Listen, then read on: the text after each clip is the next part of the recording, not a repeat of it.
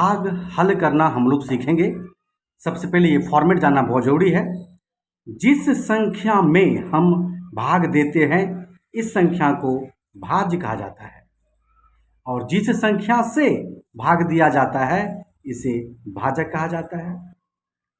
जब हम भाज्य में भाजक से भाग देते हैं, जितनी बार में यहाँ भाजक के द्वारा भाज्य में जो भाग देते हैं जितनी बार में वो भागफल के रूप में आता है। अंत में क्या होता है, भाजक भाज्य से जब भाजक छोटा होता है, जो यहाँ शेष के रूप में जो भी संख्या रह जाता है ये शेष फल कहलाता है। मान के चलते हैं अगर हमें 5 से भाग करना है 25 में, तो ध्यान देना है ये 5 भाजक कहलाएगा, 25 भाज्य कहलाएगा। 5 का 5 पंचे 25, 5 बार में 25 आएगा, ये 5 भागफल कहलाएगा, और ये शून्य आ गया, ये शून्य शेष फल कहलाएगा। यही भाग का पूरा फॉर्मेट है। अब भाग बनाकर मैं आपको दिखाता हूँ कैसे भाग सॉल्व किया जाता है। डिवाइड करते हैं 12 से और 15 से। 12 का टेबल सबसे पहले आपको लिख लेना है।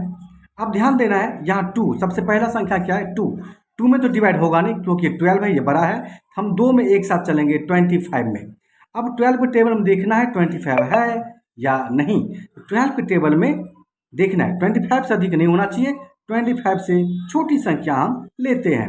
यहाँ 24 है, 36 है, 36 अधिक हो जाएगा, हम यहाँ 24 ले लेंगे 2 बार में, 12 दूना 24। ये भागा बहुत इंपॉर्टेंट है, ध्यान देना है। फिर हम कम करेंगे, 5 में 4 कम होगा, 1 आएगा, 2 में 2 कम किया, 0 आ गया, 0 आ गया। अब ऊपर से एक संख्या यहाँ आएगा, ये हो गया 12। 12 का टेबल में 12 तो है, एक ही बार में आ जाएगा, 12 का 12। फिर माइनस करेंगे हम, क्या हो जाएगा, ये 2 में से 2 कम किया, 0 आ गया, 1 में से हम कम किया, 0 आ गया। अब अगली संख्या 2 है, हम 2 यहाँ ले लेंगे नीचे। अब ध्यान देना है यहाँ 2 है, यहाँ 12 से भाग करना है, 12 से भागा हो नहीं पाएगा क्योंकि 12 अधिक है। तो अगली संख्या 4 है, ये 4 यहाँ लाने के लिए पहले हमें यहाँ शून्य का प्रयोग करना होगा। शून्य का प्रयोग करने से ये जो 4 है अब यहाँ आएगा। फिर 12 के टेबल में 2 बार में 12 दूना 24, यहाँ 24 है, 2 बार में हमने ले लिया।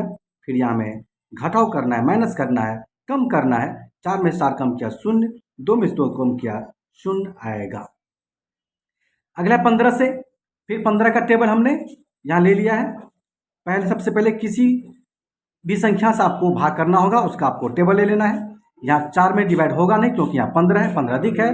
तो 2 संख्या हम चलेंगे 46 में, तो 3 बार में यहाँ 45 है, हम 45 ले लेंगे।